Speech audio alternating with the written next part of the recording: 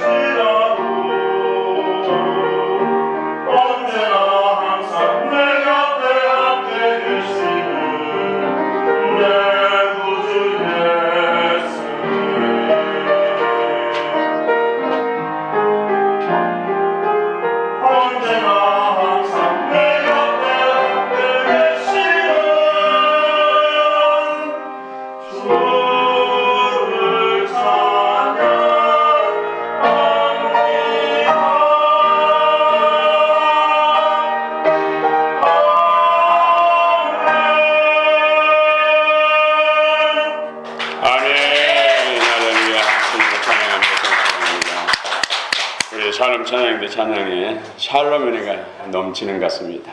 아멘. 찬양하는 동안 여러분 마음에 평화, 평강이 충만히 임한 줄 믿습니다. 아멘. 우리 계속해서 팔복의 말씀.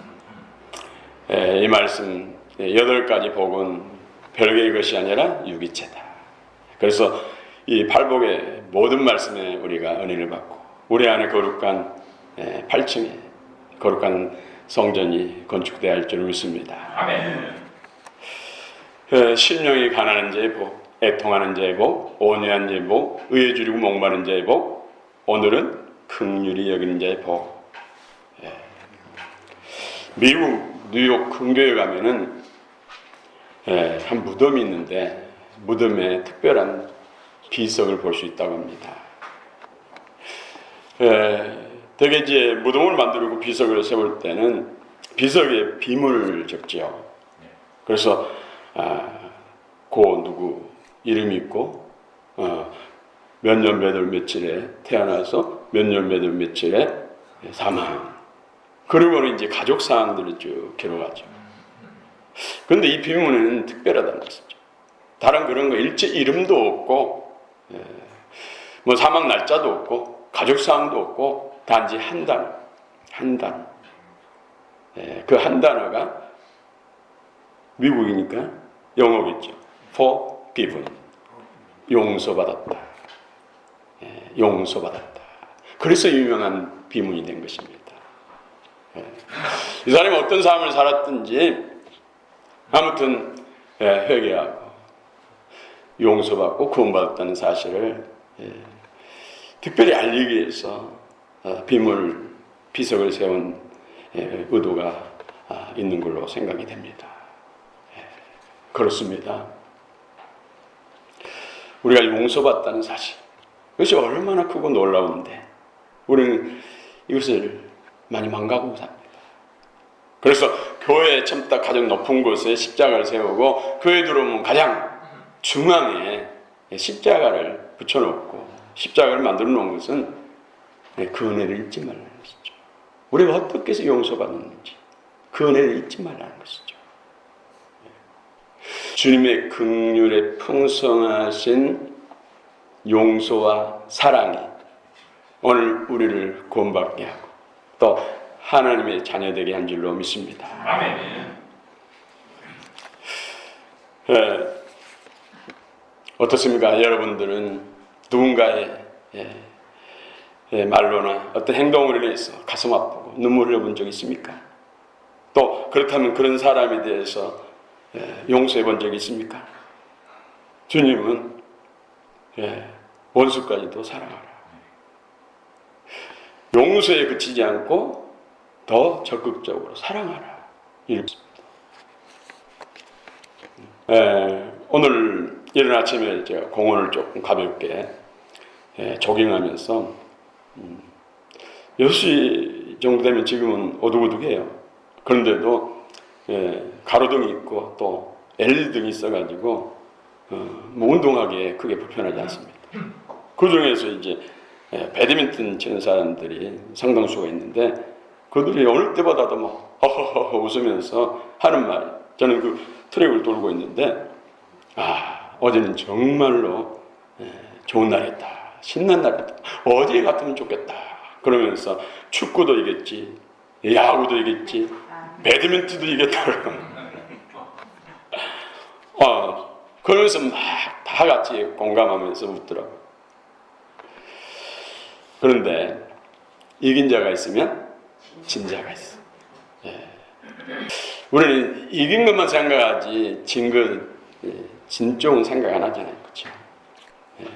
여러분 어떻습니까? 여러분이 지지하는 어떤 팀이라든지 또 우리나라 팀이 이기면 너무 기쁘죠? 즐겁죠? 신나죠?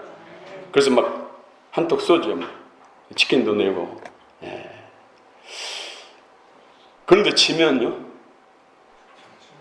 지면 어떻습니까? 저 친구 때문에, 저 선수 때문에 졌다고 하면서 막 댓글에 막 죽였다 살렸다 다 하잖아요.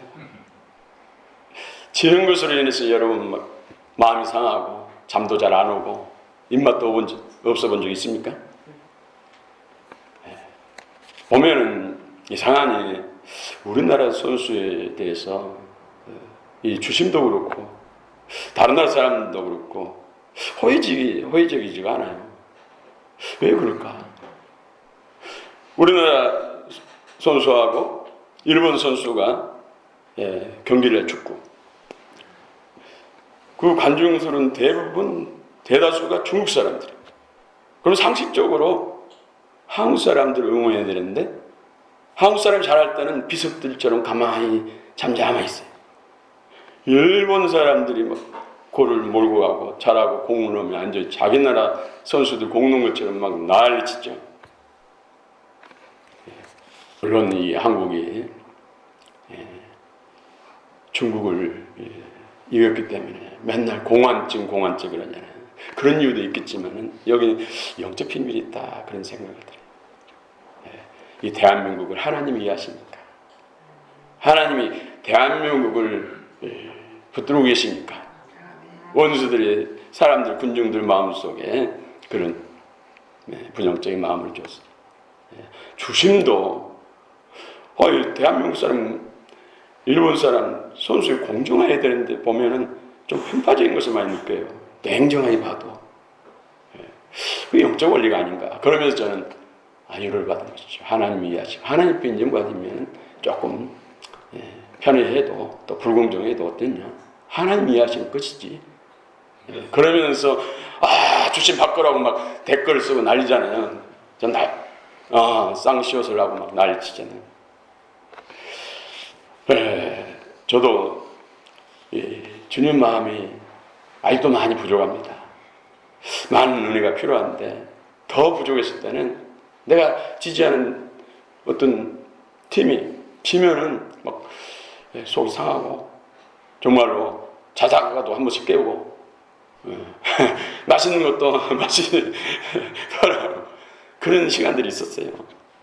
그러면서 저 선수 때문에 저 선수가 그 실수만 안 했으면은 이긴 건데 잘 이기고 있는데 저 선수 실수를 해서 분위기 확 바뀌어가지고 졌다. 그러면서 그 선수 하면서 마음에 그런 정죄감 들고 있는데 언제부턴가 그런 마음이 약해지고 저도 하나님 다음에는 잘 준비하고 이긴 팀에 대해서는 그가 어느 나라든 간에 저들은 수고 땀 흘리고 그들이 팀워크를 잘 이루고 이길만 했기 때문에 이겼으니까 이긴 자에게 상을 줘야 되고 진 팀은 우리 대한민국일지라도 이것을 교훈 삼아서 열심히 닦고 또 훈련해서 다음에는 이기게 하옵소서. 이런 기도가 되고 진 것으로 인해서 마음 상하거나 내 마음이 무너진 일이 거의 없어졌다는 것이죠. 조금씩 제 안에도 죄의 마음이 커지고 있구나. 그런 생각을 하는데 이게 그냥 되는 것이 아니라는 것이죠. 그런 어려운 상황 속에서 나를 힘들게 하는 어떤 그 무엇으로 인해서 누군가 나를 힘들게 하는 그 사람을 통해서 그것을 주의 은혜 안으로 가지고 가고 주의 말씀을 묵상하고 주님 앞에 은혜를 달라고 기도할 때 사람이 변하고 새로워진다는 것이죠. 그래서 여러분 유독 내게는 주변의 가족도 그렇고 형제도 그렇고 또 친한 부업들도 그렇고 직장에서 그렇고 이웃 가운데도 그렇고 교회 안에 들어오니까도 그렇고 날 힘들게 한 사람이 많습니까? 그것은 뭐예요? 내 안에 주의 마음을 더 주시려고 주님이 더 내 안에 친밀하니 거하시기 위해서 그 사실을 믿으시기 바랍니다. 여러분 긍휼, 엘레오스 긍휼 한국의 긍휼이 가장 풍성한 주의 마음을 품고 가장 큰 용서와 사랑을 실천한 목사님이 계십니다.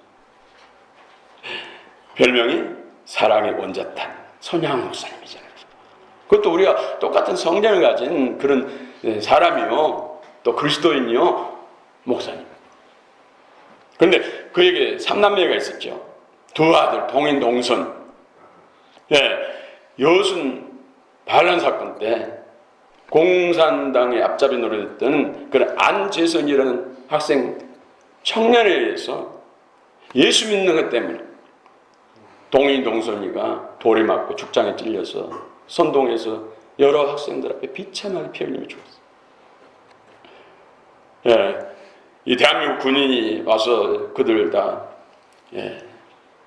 공산, 빨치산 그런 반란군들을 진압하고 이제 거기에 주동에 동조하고 그에 앞장섰던 앞잡이 노릇했던 그들을 다 체포했죠. 그들은 대부분 사형을 당했어요. 사형. 그런데 안재선이라는 이 학생도 사형 선고를 받았습니다. 그리고 이제 내리면 사형을 시키는 날이 있어요. 그런데 밤에 계속 잠을 잘 수가 없는 거예요. 하나님께서 긍휼한 마음, 용서에 대한 십자가의 사랑에 대해서 계속 말씀하시는 거예요. 네, 아침에 동이 트자마자 일찍 편지를 써가지고 두 아들 죽인 안재선을 사형시키지 말고 사해주세요. 아니 강곡간이 그런 탄원 편지와 함께 사랑을 보내서 사형을 면했습니다. 여기까지 하는 것도 놀랍잖아요. 누구나 아무나 할 수 없잖아요. 그런데 여기서 멈추지 않고 그를 동인 동선인 대신 자식상 호족에 올려서 따로 사는 것이 아니라 한 집에서 한 솥밥 밥을 먹고 한 상에서 먹는, 둘러앉아서 먹는 자녀 삼는 거예요.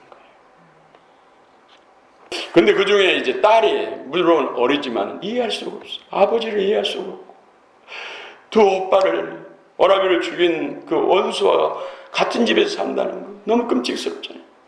같이 밥을 먹는데 보면 또 아버지가 그 원수를 더 이해하고 앞세우고 자기보다 더한 것 같아가지고 이해할 수가 없었어요. 아빠를 이해할 수가 없었어요.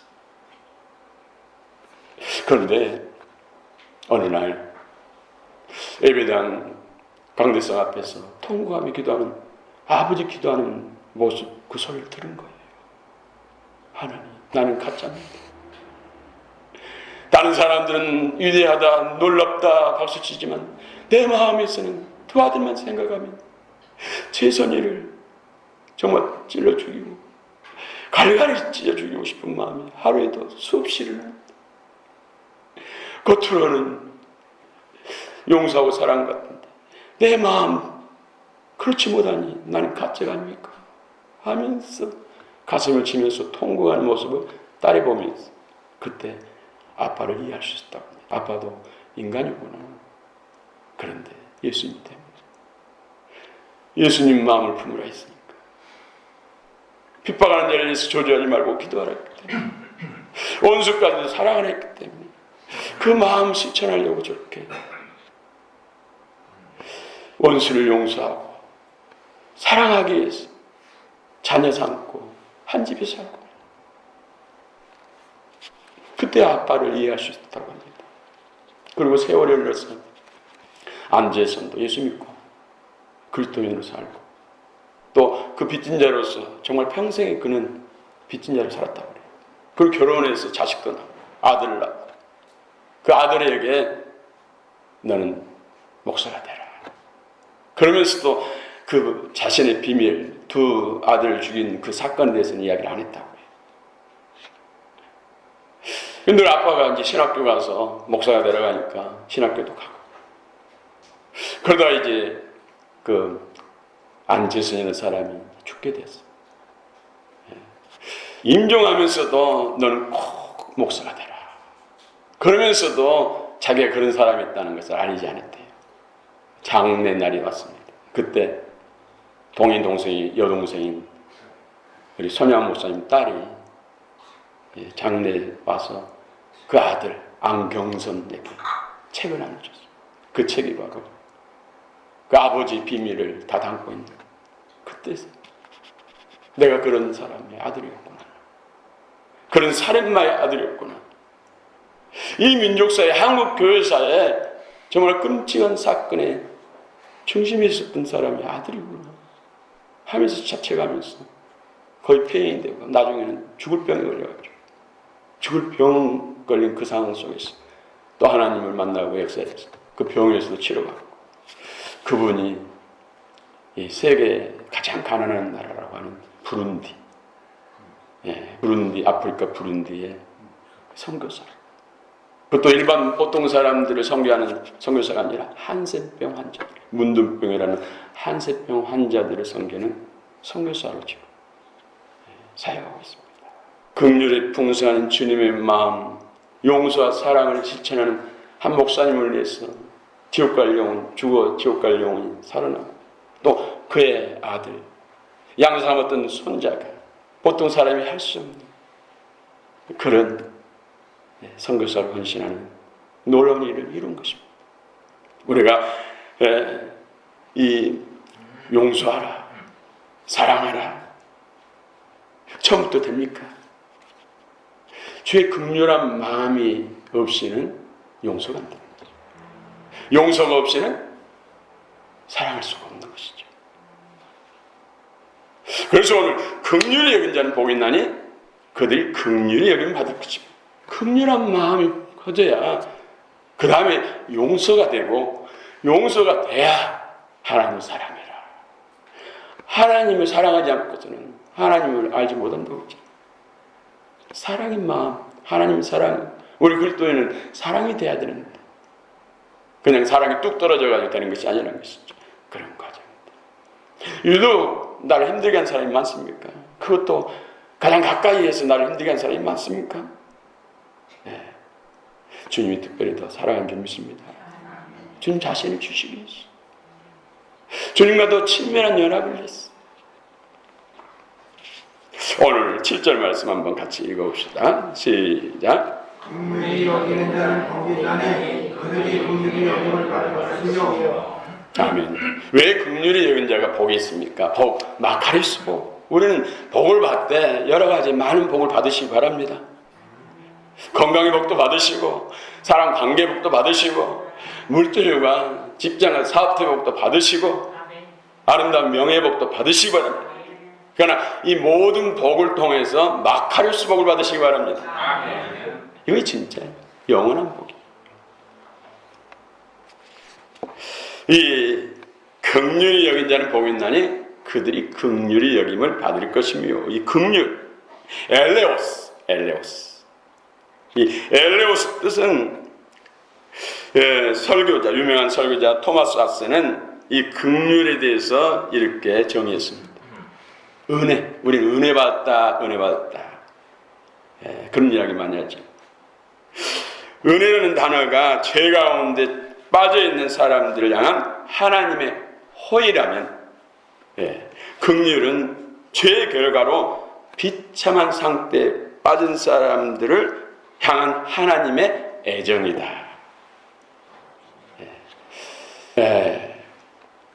뭐 죄의 결과로 그러든지 자신의 실수로 인해서도 어려움 속에 있는 사람, 이런 사람들을 도와주고 그 고통에서, 어려움에서 일어설 수 있도록, 나올 수 있도록 도와주는, 이것이 긍휼을 베푸는 것이죠. 불쌍히 여기는 마음, 불쌍히 여기는 마음. 모든 사람은 죄를 범하였음에 하나님의 영광에 이르지 못한다고 했어요. 죄 때문에 모든 사람이 불못지옥에 떨어져야 되죠. 근데 하나님의 풍성한 긍휼하심이 죄인들을 불쌍히 여가지고 죄대로 심판하지 않고 용서받게 하고 하나님의 구원을 받고 하나님의 자녀되고 영광에 이르게 하는 사랑을 받게 하는 것. 심판과 하나님의 공의 앞에 심판, 죄로 인해서 심판과 구원에 이르는 데 있어서 그 다리 역할을 하는 것이 바로 긍휼이다. 우리 구약 보면 헤세드가 많이 나오죠. 긍휼에 풍성하신 하나님의 사랑을 헤세드. 우리의 행위의 결과, 죄의 결과는 다 심판이 멸망인데 죄의 긍휼하심 때문에 기다려지고 또 그 죄로부터 돌이키고 회개하고 하나님의 의의 말씀으로 새로워질 수 있도록 역사하는 그 은혜가 바로 이 바탕이 바로 용서의 바탕, 사랑의 바탕이 바로 긍휼이다. 엘레오스다. 엘레오스. 근데 이 엘레오스 마음도 뭐 천연적인 뭐 타고나는 긍휼의 마음이 있는 것도 있죠. 그러나 이 긍휼은 한계가 있어요. 진정한 긍휼은 예수 그리스도를 통해 주신, 복음을 통해서 주신 주님의 성품, 주님의 마음 안에 있는 성품이 우리 안에 들어와야 돼요. 이것이 죄의 결과에 비참히 짜진 사람들을 품을 수 있고 그들에게 복음을 들고 다가설 수 있고 그들이 회개할 때까지 기다려주고 하나님의 사랑에 거해서 구원에 받을 때까지 계속해서 섬길 수 있다는 것이죠. 여러분, 주님의 긍휼한 마음이 커지면은 전도 안 할 수가 없어요. 여러분, 갑자기 막 은혜 받고 전도로 나서고 막 만나는 사람들에게 막 무슨 말 하든지 어떤 행동을 하든지 상관없이 막 전도하는 사람은 뭐예요? 주의 긍휼한 마음이 막 마음속에 들어가죠. 사로잡히니까. 그 마음이 계속 자리 잡아야 하는데 한동안 그러고 사라진 사람도 있어요. 그러다가 옛날에 내가 왜 그랬지? 그때 미쳤었나 봐. 이런 사람도 있다니까요. 그러나 그 긍휼한 마음이 계속 말씀 안에서 진리 안에서 성령의 기도 안에서 자리 잡으면 계속해서 주님 나라에 들어갈 때까지 전도하게 되는 것이죠. 할렐루야. 아멘. 여러분, 긍휼한 마음이 없이는 용서할 수가 없고 용서하는 마음이 없이는 사랑할 수 없다. 그래서 그리스도의 성품과 그리스도로 충만한 그리스도로 형상으로 하는 데 있어서 가장 중요하고 기본적인 바탕이 되는 마음, 주님의 성품이 바로 긍휼인 줄 믿으시기 바랍니다. 아멘. 여러분 어떻습니까? 어려움 당한 사람들, 드라마에서도 그것은 난픽션이잖아요. 픽션이잖아요. 픽션. 가짜인데도 보면은 눈물 나온 사람은 천성적으로 그런 것을 더 많이 유전받은 DNA를 받은 사람도 있지만은 중요한 것은 그리스도 안에서 주신 긍휼한 마음이 커져야 돼.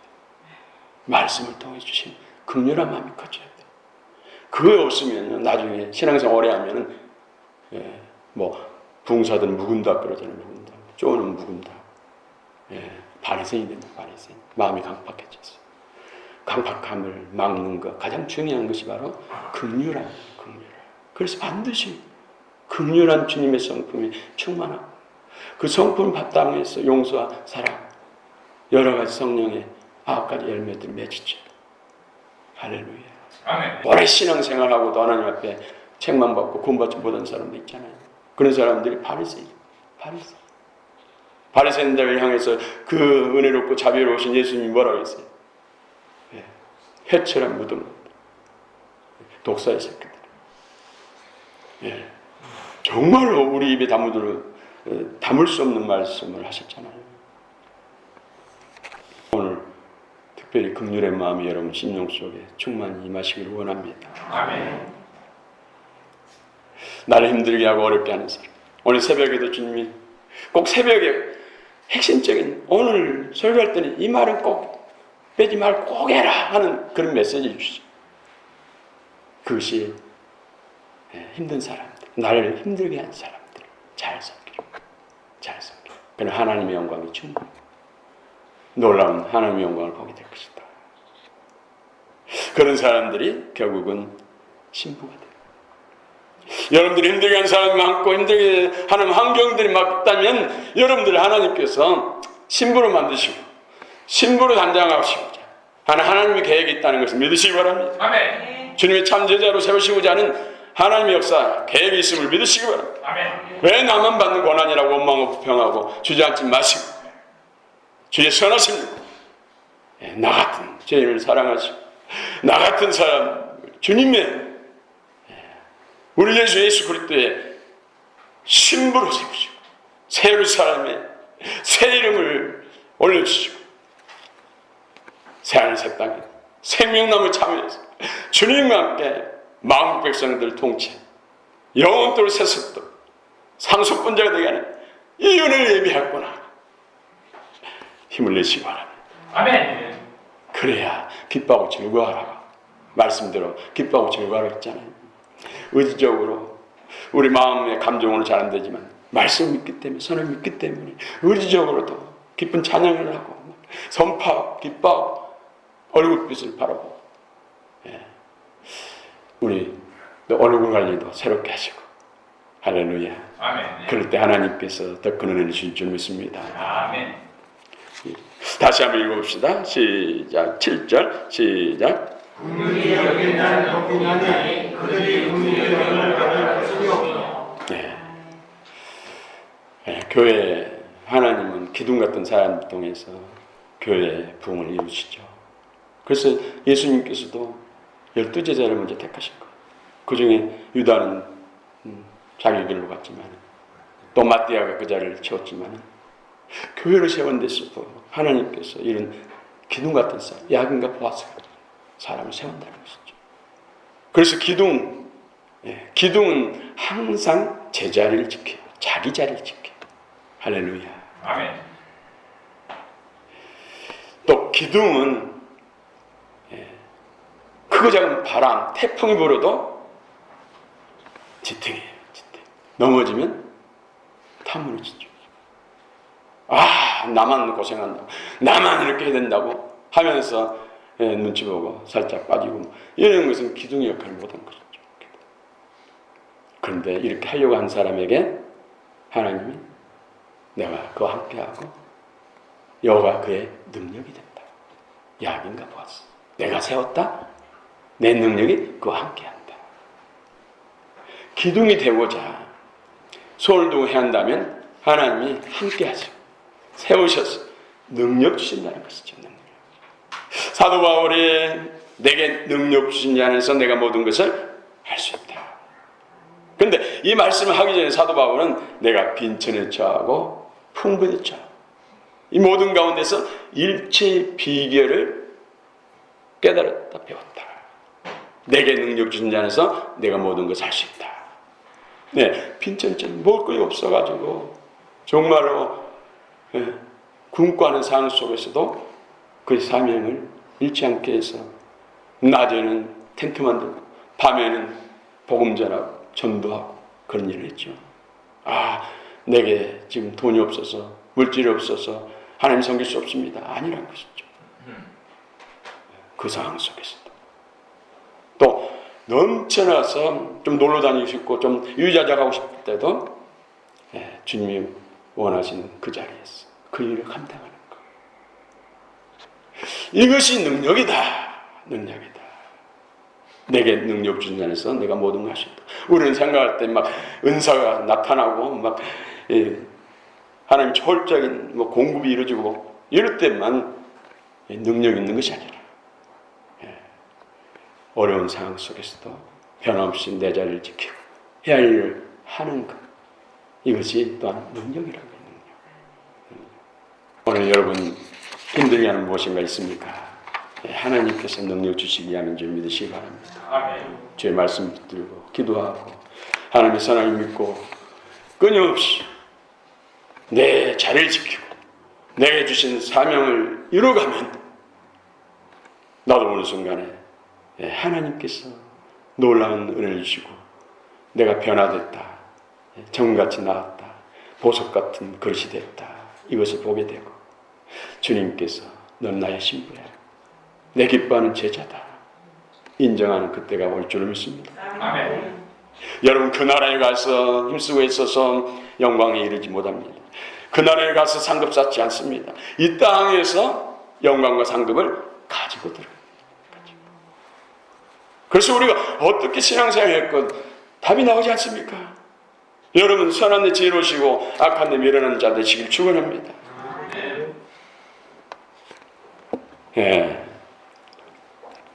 왜 긍휼을 베풀어야 됩니까? 긍휼이 여김을 받기 때문에. 우리가 누군가를 긍휼히 여기면 누군가도 내게 긍휼을 베푼다는 것이죠. 우리는 완전하지 못하잖아요. 이 땅은 완벽하지 못하잖아요. 언제 우리가 어려움을 당할지 몰라요. 그럴 때 내가 긍휼을 베풀면 그때 누군가가 나에게 긍휼을 베푼다는 것이죠. 도움의 손을 내민다는 것이죠. 내가 도움의 손을 내밀어서 도와줬다면 언젠가 내가 어려울 때 정말로 누군가의 도움이 필요할 때 도움의 손길을 우리에게 베푼다는 것이죠.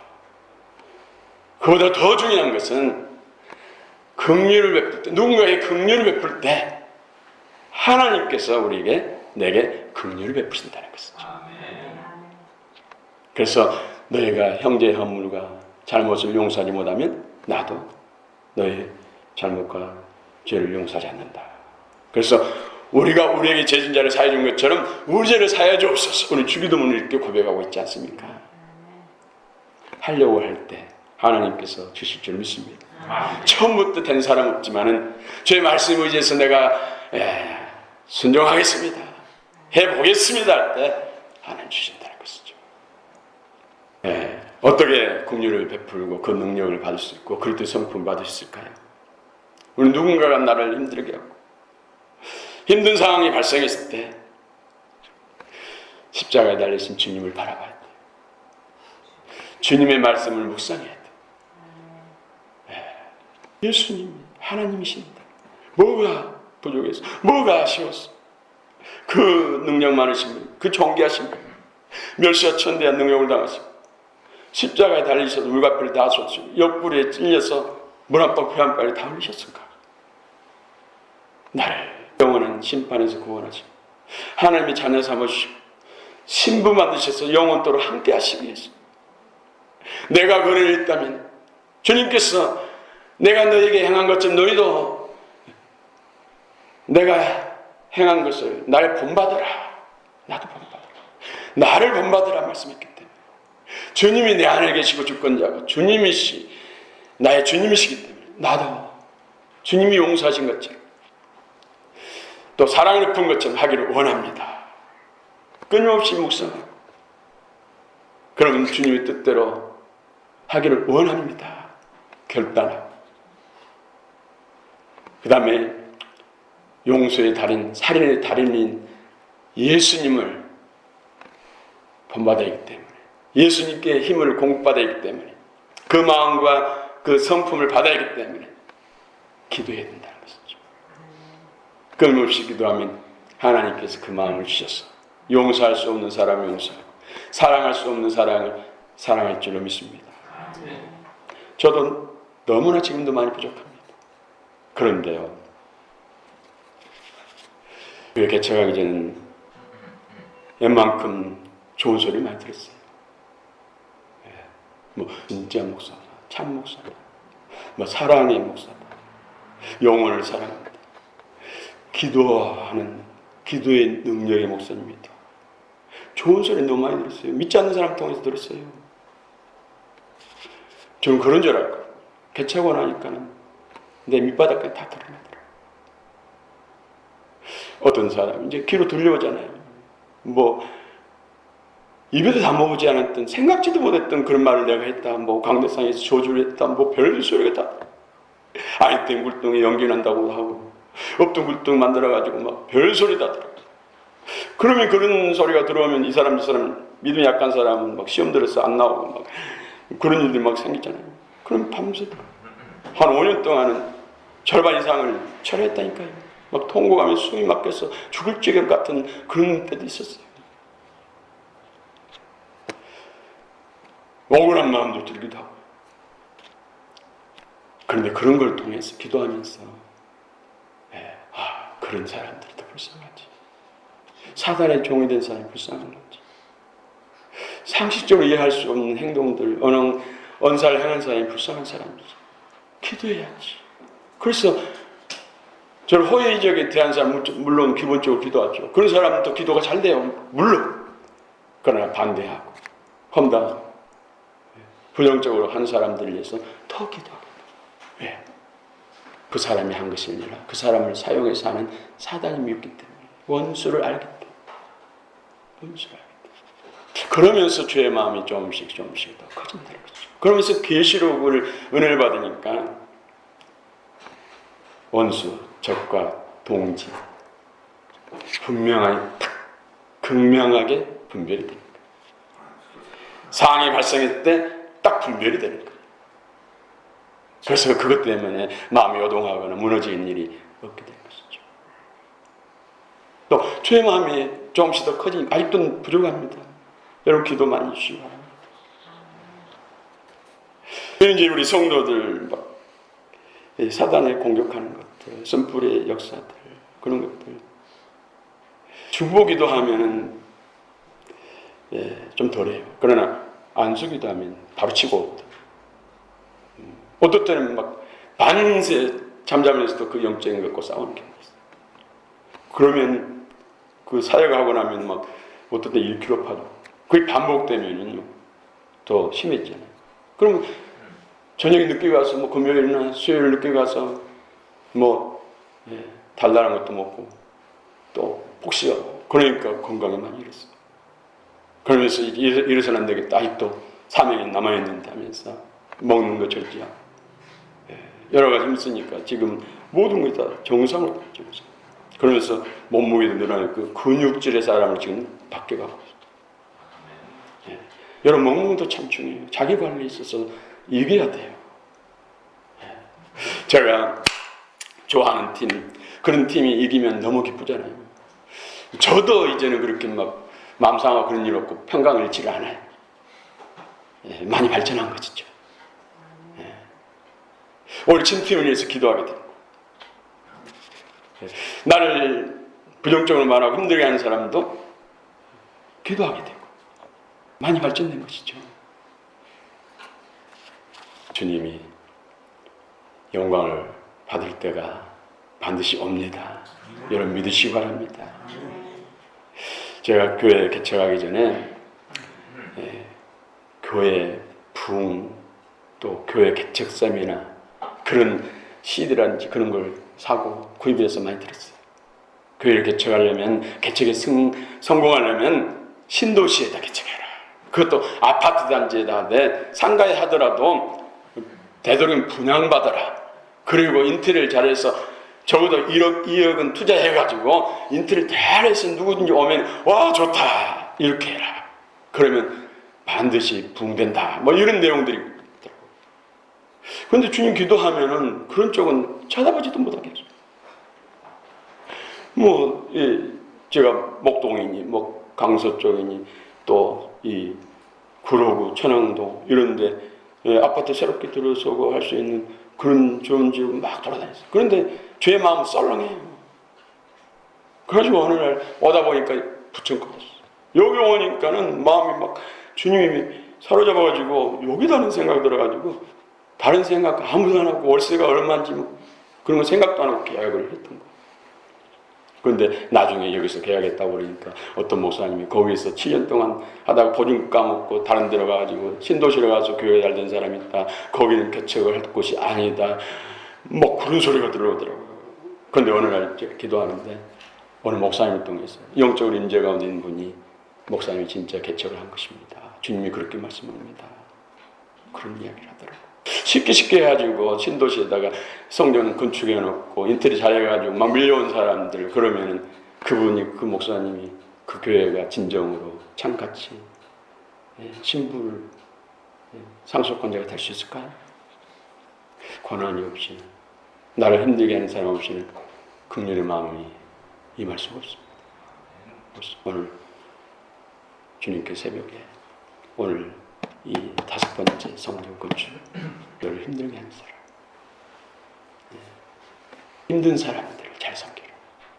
그럴 때 긍휼이 풍성한 주의 마음이 부어지고 용서의 마음이 부어지고 사랑의 마음이 부어지고 사랑 안에 성령 9가지 열매 이루는 것이 더불어서 맺어질 줄 믿습니다. 오늘 다 이 말씀의 주인공들 돼서 오늘 5층까지 아름다운 성전 건축되고 8층까지 건축 잘 돼서 너희가 진정한 나의 신부다.